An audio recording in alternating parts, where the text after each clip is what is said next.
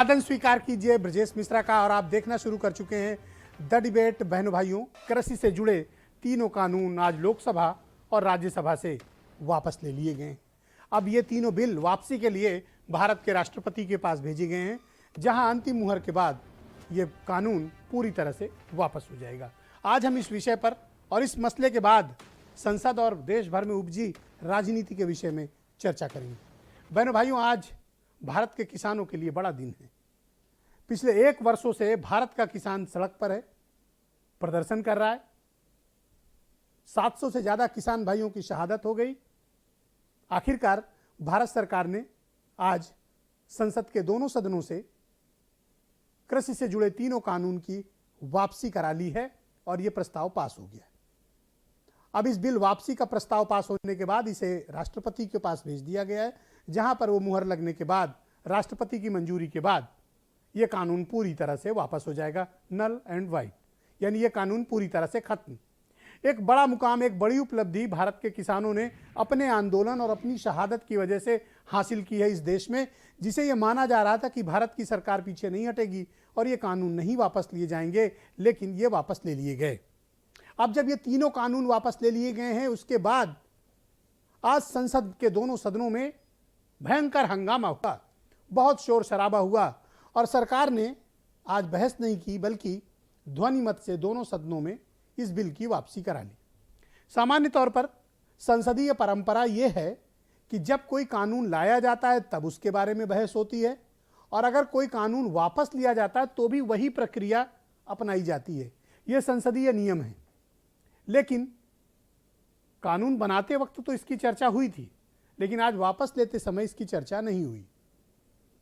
बिना चर्चा के ध्वनि मत से दोनों सदनों में इसे पारित करा लिया गया और राज्यसभा के 12 सांसदों को, विपक्ष के जो थे, उनको पूरे सत्र के लिए सस्पेंड कर दिया गया। यह तो हुई सदन की बात। लेकिन क्या इस कानून की वापसी से किसान खुश हैं और किसान संगठन क्या अपना आंदोलन वापस ले रहे हैं? जवाब है नहीं। किसान तीनों बिल की वापसी का तो स्वागत कर रहे हैं, लेकिन एमएसपी पर नई महाभारत छिड़ गई है। किसानों का कहना है कि तीनों कृषि कानून से ज़्यादा इंपॉर्टेंट उनके लिए एमएसपी का मुद्दा है। एमएसपी पर जब तक गारंटीड बिल नहीं पास होगा, जब तक कानून नहीं बनेगा, ये आंदोलन खत्म नहीं होगा। इसके अलावा किसानों की मांग उन 700 किसानों की शहादत और मुआवजे को लेकर है। तो क्या भारत की सरकार किसानों की इस मांग को स्वीकार करेगी या नहीं करेगी? आगे आने वाले समय में क्या होने वाला है, क्योंकि किसानों ने एक कट ऑफ डेट दे दी है कि अगर 26 जनवरी तक भारत की हुकूमत किसान संगठनों की बात नहीं मानती है तो 26 जनवरी को वो अपना शक्ति प्रदर्शन करेंगे, अपने प्रदर्शन को तेज करेंगे। आपको याद होगा कि पिछली 26 जनवरी को इस देश में क्या हुआ था।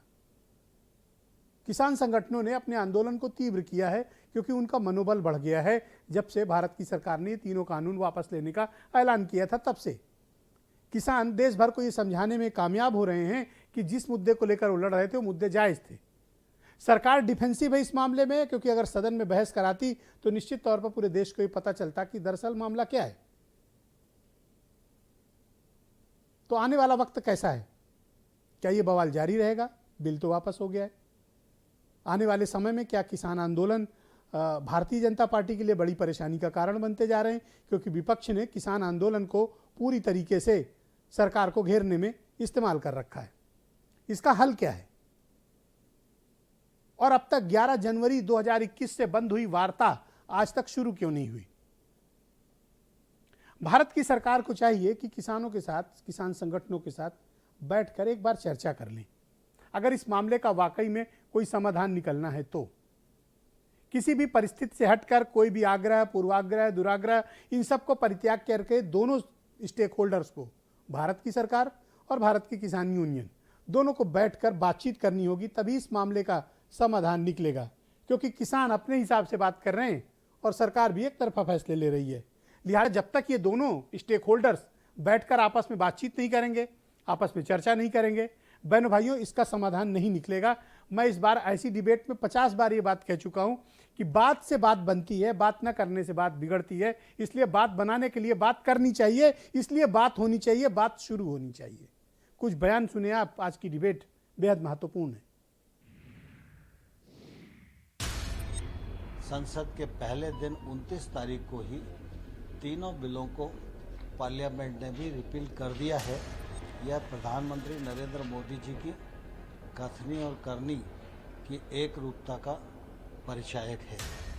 बहुत झेल लिया किसान ने 1 साल, अपने दिमाग ठीक करके एमएसपी पे गारंटी कानून बना दे, नहीं तो हम वेके वही हैं। 26 जनवरी कोई दूर नहीं है, फिर ये 26 जनवरी भी यही है और ये देश का 4 लाख ट्रैक्टर भी यही है और ये देश का किसान भी यही है। अपने दिमाग ठीक करके बात कर ले।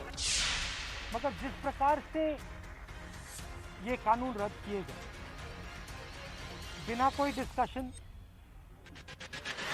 पार्लियामेंट में इसके बारे में चर्चा नहीं होने दी,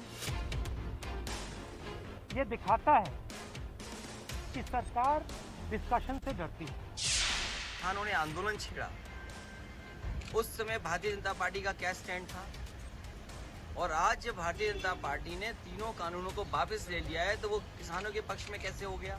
भारतीय जनता पार्टी को कम से कम बहस के लिए बताना चाहिए कि पहले क्या खराब था या क्या अच्छा था और आज क्या खराब है जिसकी वजह से ले लिया।